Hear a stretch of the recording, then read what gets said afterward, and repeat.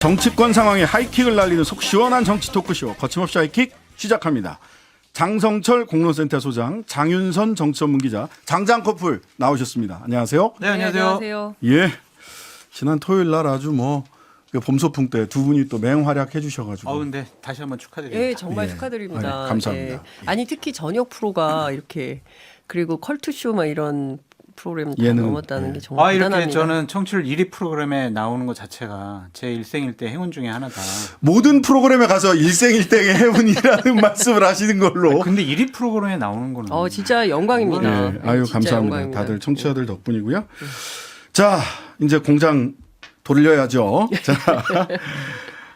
자, 대통령 미국 방문, 국빈 방문에 대해서 여야간 평가가 굉장히 크게 예상했지만 엇갈리고 있습니다. 두 분이 생각하는 종합 성적표 그리고 가장 인상적인 장면 좀 꼽아주시죠. 장 선생님 먼저 하시죠. 느낌적으로 보면 사실상 성공적인 회담이 아니었느냐. 어쨌든 양국 간의 최고 지도자가 정서적인 교감을 통해서 친교와 친밀감을 높인 것만으로도 상당히 큰 성과라고 볼 수가 있다. 전 그렇게 평가하고 싶습니다.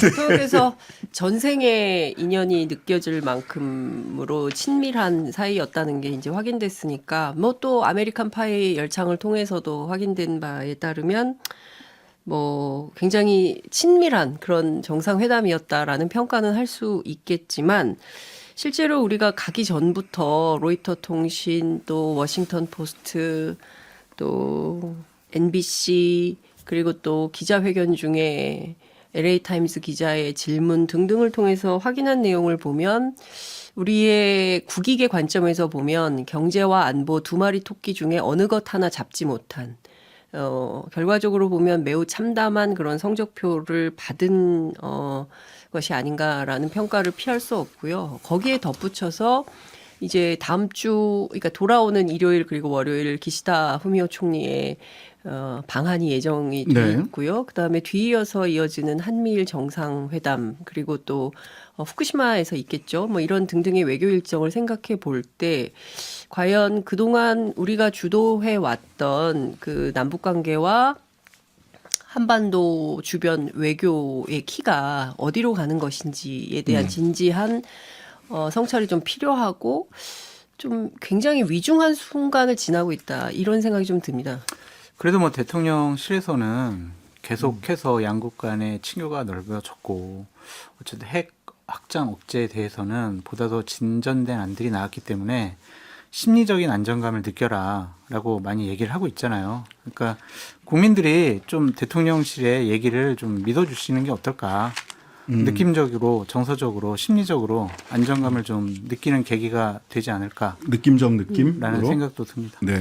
오늘 장 소장님의 포인트는 사실상과 느낌적이신 것 같은데. 아니 이건 제 말이 아니라 김태호 1차장과 대통령실 관계자들이 다 한 얘기예요. 저는 그쪽의 입장을 진짜 대변했다. 저는 사실 이게 걱정입니다. 우리는 사실상 그리고 느낌적으로 상당한 핵공유라고 생각했지만 워싱턴에서 돌아오기 전에 바로 미국의 NSC. 에드워드 케이건 백악관 NSC 동아시아 담당 국장이 아니라 그랬어요. 직설적으로 말하자면 이 선언은 사실상 핵공유 아니다라고 얘기를 했고요. 도대체 한국의 대통령실이 핵공유를 뭐라고 생각하는지는 모르겠지만 우리 입장에서는 분명히 아니다. 이걸 공유할 수 없다. 쉐어는 불가능하다라는 입장을 분명히 했거든요. 좀 논리적인 판단하지 마시고 느낌적으로 좀 생각을 하세요. 좀 제발. 아니 근데 외교는 느낌으로 해서는 안 되는 일이고요. 경제도 마찬가지입니다. 오늘 발표된 그 수출 상황 보면 7개월 연속 감소하고 있고 반도체는 41%가 떨어졌어요. 그러니까 이런 날마다 받아드는 경제 성적표를 가지고 불안해하지 않을 국민들이 없는 것이고요. 그렇기 때문에 지금 나오는 얘기가 지정학적 리스크, 그것이 곧 바로 대통령 리스크다. 이 대통령 리스크를 우리가 어떻게 해결해야 되느냐. 그래서 함세웅 신부님 같은 분은 윤석열이라는 십자가를 지고 우리가 골고다 언덕을 지나가야 된다라는 얘기까지 하는 상황에 이르렀거든요. 원래 지배층이 사고 치면 백성이 수습하는 게 대한민국의 유구한 조선반도의 전통이다 이런 얘기도 지금 있습니다. 윤석열 대통령이 미국에서 사고치고 오셨다라는 표현을 지금 아니 뭐 앵커께서 하신 겁니까? 지배 계급이라고 이렇게 얘기를 하니까. 근데 윤석열 대통령 지칭한 건 아니시죠? 대통령실에 저는 홍보 포인트를 잡는 정무 감각이 왜 이런가. 동아일보 단독 네. 윤석열 대통령이 바이든 부부와 전생에 깊은 인연이 있는 듯. 그러니까요. 예. 근데 이거 쭉 저도 깜짝 보니까 놀랐어요. 얘기 쭉 보니까 이거 제 느낌은 저도 느낌적으로 말씀드리면 대통령실에서 단독 준 것 같거든요. 네. 그렇죠. 예. 근데 또 오늘 아침에 태영호 최고위원은 국군이 우리에게 왔다 또 이렇게 얘기를 하셨어요. 그러니까 정서적인 심리적 안정감을 주고 싶어하는 그러한 대통령실 관계자와 국민의힘 최고 지도부의 생각과 판단이 아니겠느냐라는 좀 생각을 해봅니다. 저도. 그래서 요새 나오는 얘기가 민주당 누가 대변인이 그렇게 논평했던데 우리가 지금 핵 인지 감수성 예, 그 얘기 아까 뭐 이런 얘기가 막 나오는 상황인 거예요. 그러니까 저는 근데 이게 웃고 넘어갈 일이 아니라는 거죠. 왜냐하면 북한은 실제로 실질적인 핵 보유 국가로 가고 있고 이 현실적 핵 위협을 우리가 어떻게 감당할 것인가에 대해서 사실은 전문가들 간에 상당히 치열한 논쟁이 좀 필요한 포인트도 있는 것이고요. 네. 그 불가능한 영역인데 그것을 마치 가능한 것처럼 막 홍보를 했던 거예요. 뭐 전술핵 무기 배치라든가 아니면 우리의 자체 핵 개발이라든가 뭐 이런 등등에 대해서 계속 펌핑을 해오다가 결국 미국 당국자로부터 그게 아니다라는 포인트를 지적을 받으니까 그다음부터 하는 얘기가 뭐 느낌적 느낌 뭐 이런 얘기를 사실상 핵공유가 아니고 뭐 느낌으로 받아달라 이런 얘기를 하는 건데 이것은 국민들을 사실상 우롱하는 것이나 다름없는 처사인 것이죠. 국민의 수준을 어떻게 알길래 이런 발언을 아무렇지도 않게 하느냐 뭐 국군이 오고 있다 뭐 전생에 어떻고 이런 얘기를 우리 국민들이 21세기에서 어느 정도나 용인을 할 수 있을까요? 그러니까 저는 그 부분 정말 심각하다고 왜 봅니다. 이런 걸 홍보 포인트로 대통령실에서 뽑는지를 좀 장 소장님 머리를 쥐어뜯고 계시는데 그 다음에 사실상 핵공유 느낌 뭐 얘기했다가 아니라고 얘기를 하니까 용어에 집착하지 말라 또 이번에는 이렇게 얘기를 하세요. 그러니까 매우 심각하죠. 매우 심각한 저는 이것을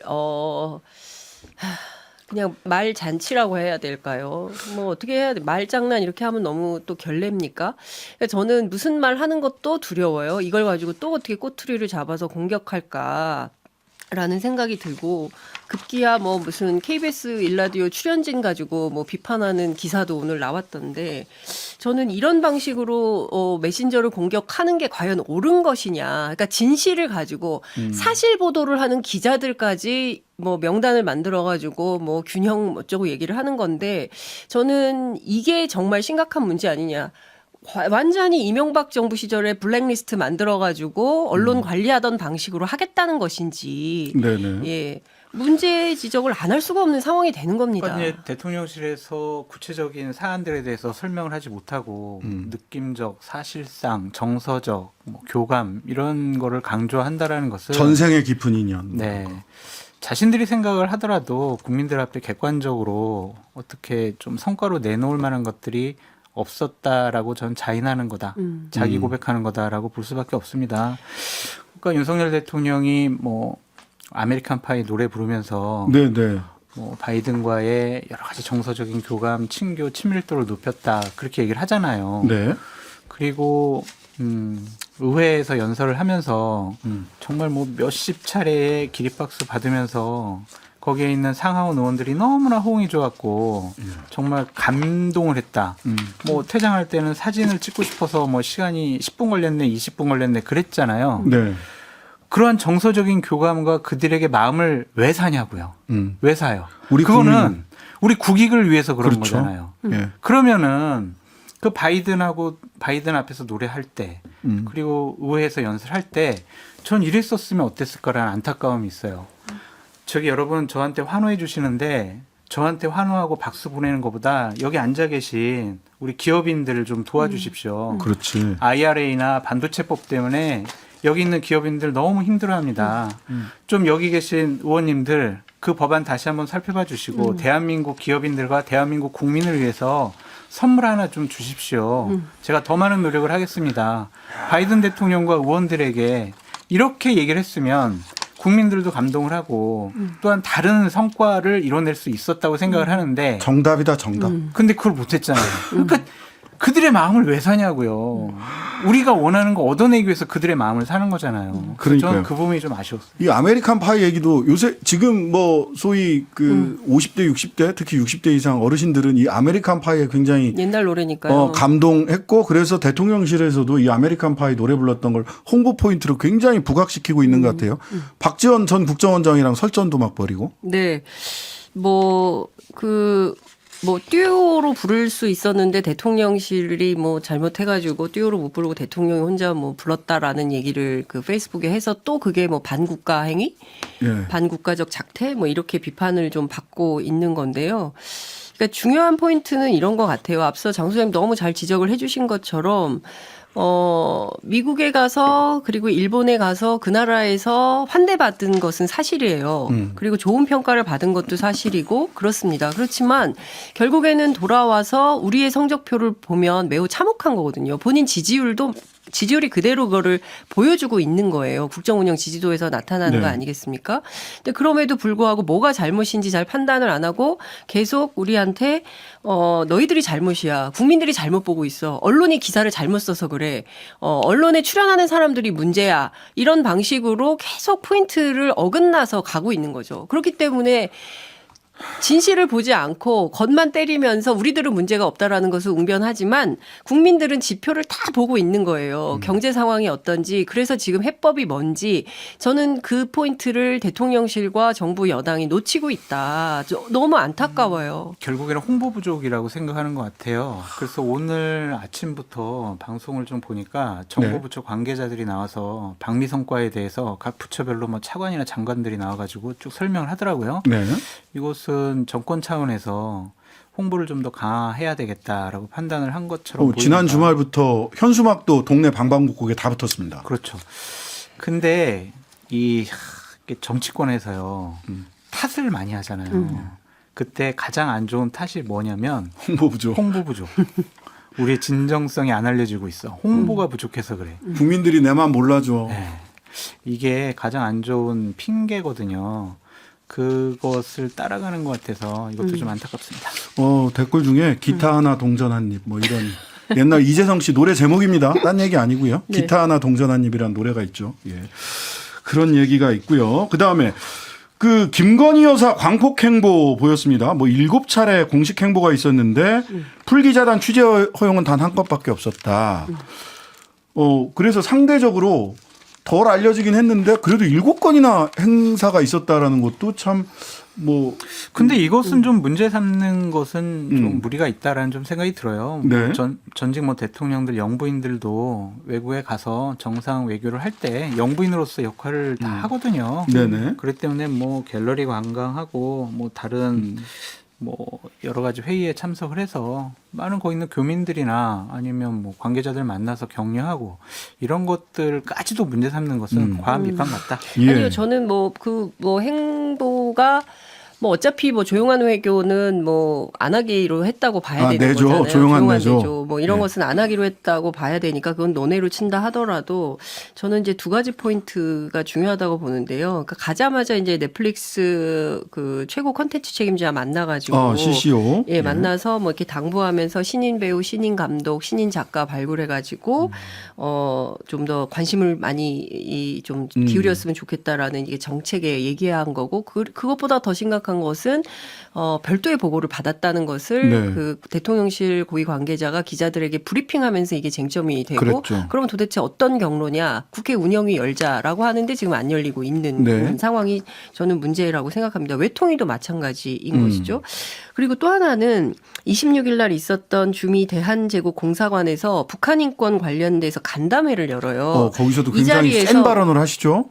한국 정부의 북한 인권 문제 해결 의지는 그 어느 때보다 강하다. 여러분들도 계속 관심을 갖고 지켜봐 달라라고 얘기를 하면서 오토 원비어 어머니를 위로합니다. 한국 정부의 북한 인권 문제 해결 의지가 그 어느 때보다 강하다는 얘기를 김건희 여사가 해도 됩니까?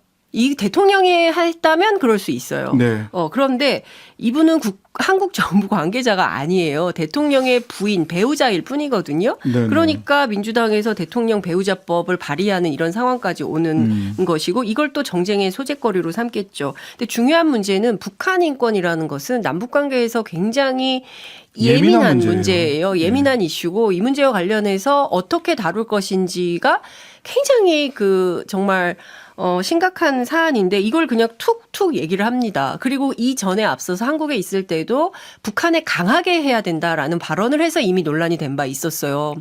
그 대통령보다 일정을 더 많이 잡아서 외부 공개 일정을 할 때 나온 발언인데요.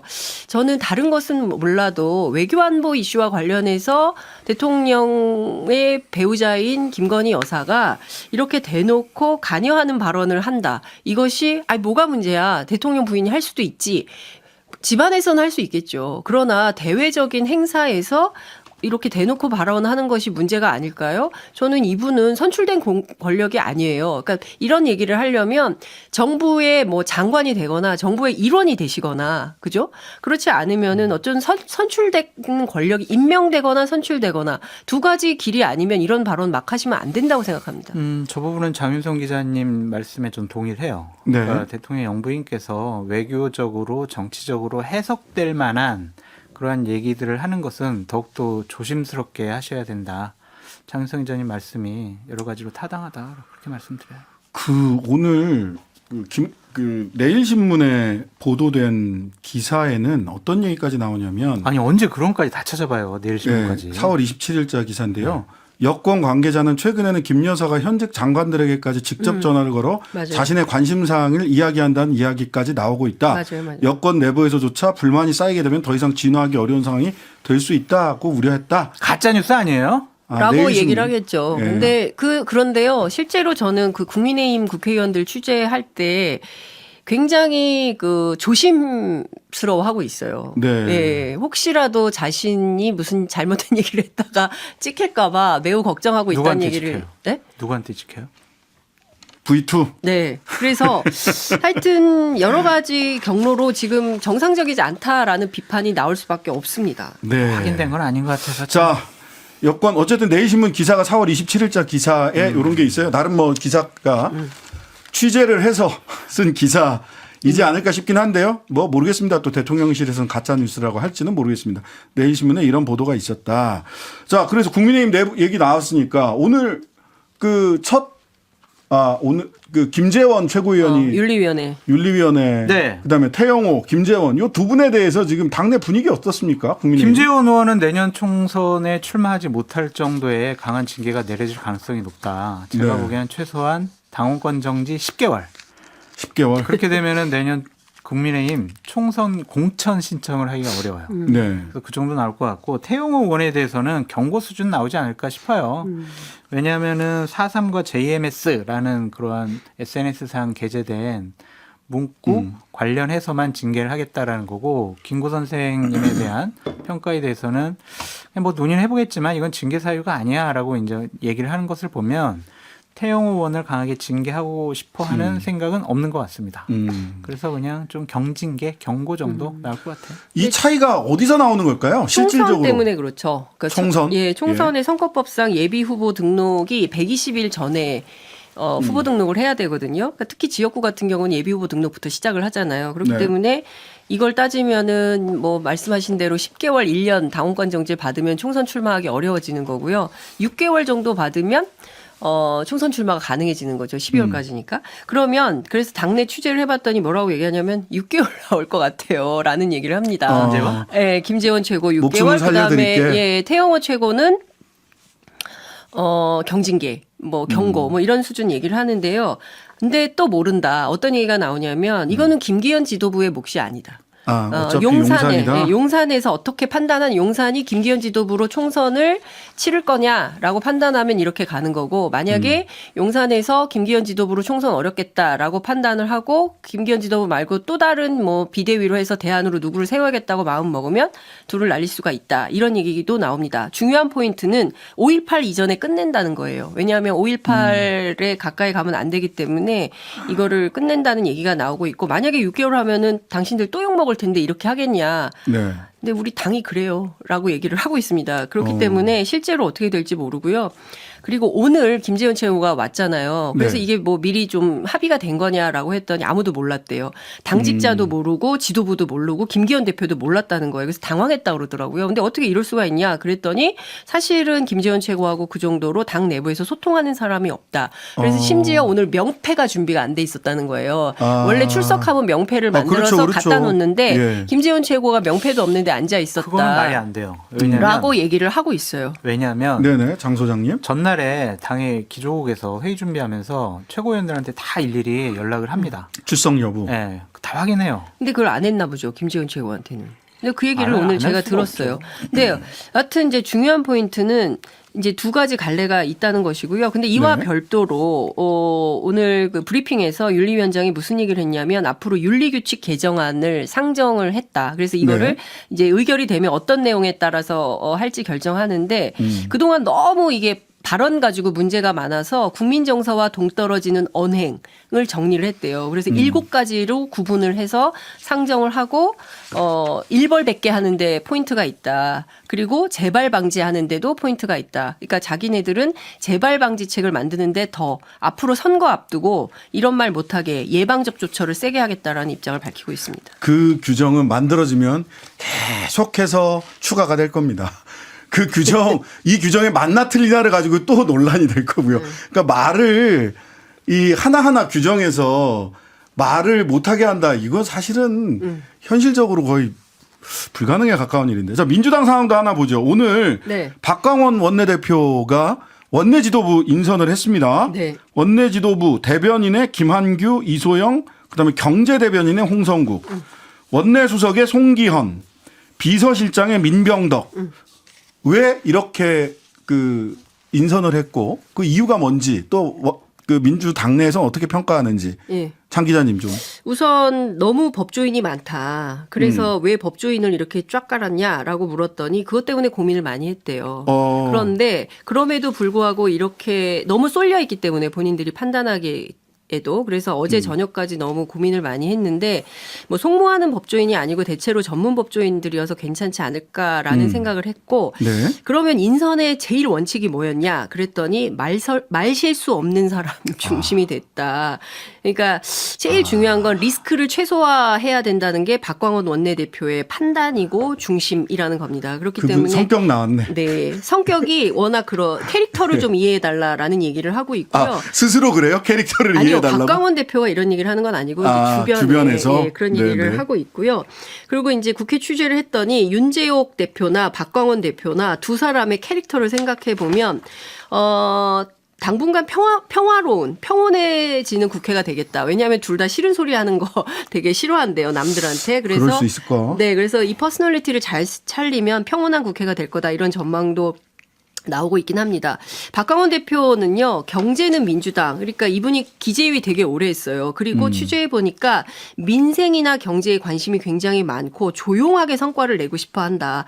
간호법, 방송법, 그 다음에 경제, 민생 현안과 관련해서 특히 이제 무역수지 송영길 적자 대표 문제. 얘기도 해요. 지금 아니, 뭐 박광원 대표, 원내대표 뭐 중요한 것도 아닌데 그 박광원 대표, 왜 원내대표가 중요하지가 하는 않아요. 얘기를 그걸 그냥 그래서 하시면 뭐예요. 아니 그래서 어찌됐든 중요한 포인트는 두 사람의 캐릭터만 본다면 상당히 다양한 일들을 많이 할 수 있을 것 같다라는 전망을 하고 있었습니다. 네.